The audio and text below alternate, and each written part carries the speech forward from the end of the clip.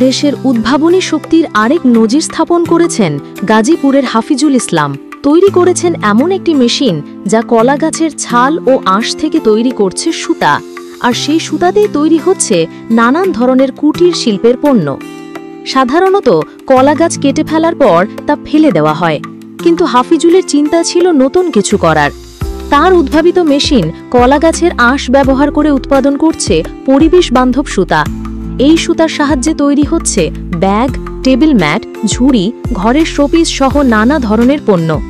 হাফিজুলের এই উদ্ভাবন গ্রামীণ অর্থনীতিকে দিয়েছে এক নতুন গতি। মেশিনের বিষয় হচ্ছে যাদের কলা গাছ আছে, অপরন্ত পরিমাণ যাদের গাছ আছে তাদের জন্য এই মেশিনটা। এটা দিয়ে আপনার কলা গাছের ফাইবার বের হয়, আনারসের ফাইবার বের হয়, আর আপনার কচুরি পানা যেটা আছে সেটার ফাইবারও বের হয়। আনারসের ফাইবারটার আপনার এটার মূল্য বেশি, এটা সবসময়ের জন্য চায়না নেয়। আর এই দানানা ফাইবার, কলা গাছের ফাইবার, এটা চায়নাতে একটু চাহিদা কম। এটা হস্তশিল্প বানায় দেওয়ার পরে ওরা এটা বেশি পরিমাণ পর্যন্ত আমার কাছে যেগুলো সুতা উৎপাদন হয়েছে, আপনার এই ফিজিক্যালি মনে করেন যে আমার যে হস্তশিল্প সেগুলো তৈরি হয়েছে, কেউ কেউ আমার কাছে 100, 200, 500, 1000 কেজি মাল নিছে। ভবিষ্যতে এই প্রযুক্তি আরো ছড়িয়ে পড়লে বদলে যেতে পারে দেশের কুটির শিল্পের চিত্র। মানে আমরা গিয়া অনেক ফিটিং করা পরে মানে বর্ষণ দেয়, তারপরে মানে আমরা মালিকে বেতন দেয়, তাও বেতন 15,000 টাকা বেতন দেয়।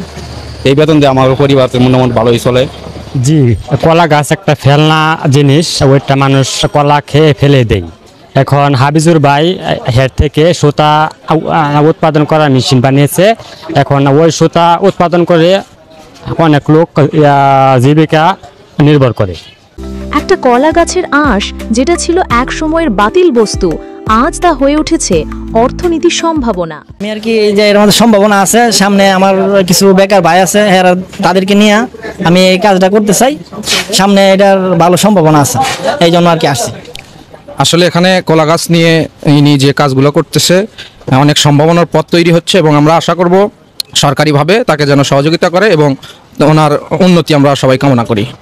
আর হাফিজুল দেখিয়ে দিয়েছেন ইচ্ছা আর পরিশ্রম থাকলে গ্রাম থেকেও গড়ে ওঠা যায় উদ্ভাবকের মতো। এটা ডাইরেক্ট যে আমি মালটা বাইরে পাঠাবো এরকম ধরনের কাগজপত্র এই পর্যন্ত আমার হয় নাই, এটা করার মতো আমার সামর্থ্য নাই। যদি সরকারি দিক দিয়ে আমাকে সহযোগিতা বা হেল্প করে, আশা করি এই সুতাটা আমি নিজেই ইম্পোর্ট করতে পারবো বা বাইরে পাঠাতে পারবো। আমার কাছে এখনো সরকারি ভাবে কোনো জন আসে নাই। আমি চাচ্ছি যে সরকার থেকে যদি আমাদের একটু সহযোগিতা বা আমাদের একটু দেখে, তাহলে আশা করি বেকার আরো এখান থেকে সামনের দিকে আগাবে। একটা বেকার যদি কর্মসংস্থান পায়, এটা আমাদের বাংলাদেশের জন্য ভালো। এটা মনে করেন যে আমি চাই যে একটা বেকার যেন সামনের দিকে যেতে পারে, আর বেকার যেন এখান থেকে উদ্ধার হতে পারে। 2-4টা ফ্যামিলি যেন এর থেকে ভালো একটা যদি ইনকাম করে খেতে পারে।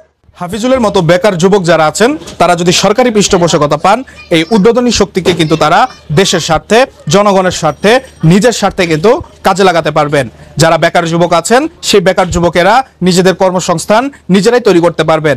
তবে এর জন্য সরকারের কাছ থেকে তারা আশা করছেন প্রণোদনা সহ নানান সকল সুবিধা।